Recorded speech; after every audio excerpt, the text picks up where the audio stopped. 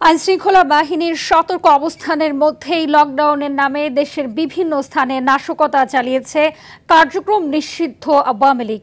সরকারি অফিসে পেট্রোল বোমা নিক্ষেপ করা হয়েছে গোপালগঞ্জ ও খুলনায়ও। টাঙ্গাইল, মুন্সিগঞ্জ ও শরীয়তপুরের 3টি যানবাহনে আগুন দেওয়া হয়েছে। ঢাকা খুলনা মহাসড়ক অবরোধ করা হয়েছে। ফরিদপুরে রেল লাইনে আগুন দেওয়া হয়েছে ব্রাহ্মণবাড়িয়ায়। জেলা প্রতিনিধিদের তথ্যচিত্রে বিস্তারিত জানাচ্ছেন নাদিরা সুলতানা। ঢাকা খুলনা মহাসড়কের ফরিদপুরের ভাঙায় অবরোধ করেছে কার্যক্রম নিষিদ্ধ থাকা আওয়ামী লীগের নেতাকর্মীরা। এ সময় গাছের গুড়ি ও টায়ার জ্বালিয়ে বিক্ষোভ করে তারা। পরে আইনশৃঙ্খলা বাহিনীর উপস্থিতিতে অবরোধ তুলে নেওয়া হয়।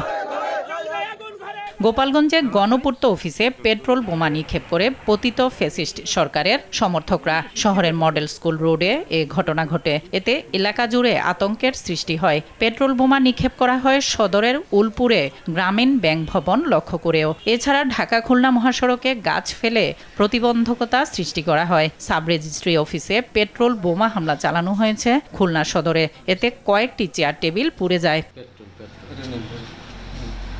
ঢাকা টাঙ্গাইল মহাসড়কে একটি চলন্ত বাসে আগুন দেয় দুর্বৃত্তরা। বাসাইল উপজেলার বাওইখোলা এলাকায় এই হামলায় কেউ হতাহত হয়নি।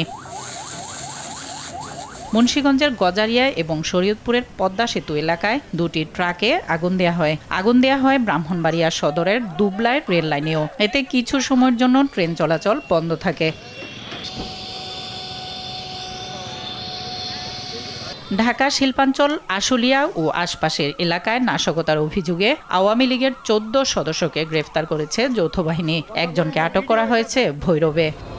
খোসা দিয়ে আগুন দেওয়ার চেষ্টা করছিল, ওই মুহূর্তে এলাকার লোকজন দেখতে পেয়ে তাকে আটক করে। ব্রাহ্মণবাড়িয়ার আখাউড়ায় রেলপথ, নারায়ণগঞ্জের সোনারগাঁয়ে মহাসড়ক সহ হিলিতেও নিরাপত্তা ব্যবস্থা জোরদার করা হয়েছে। তবে লকডাউনের প্রভাব পড়েনি নারায়ণগঞ্জ, কেরানীগঞ্জ, নড়াইল, ঠাকুরগাঁও ও জামালপুরের বকশীগঞ্জ সহ দেশের অনেক স্থানে।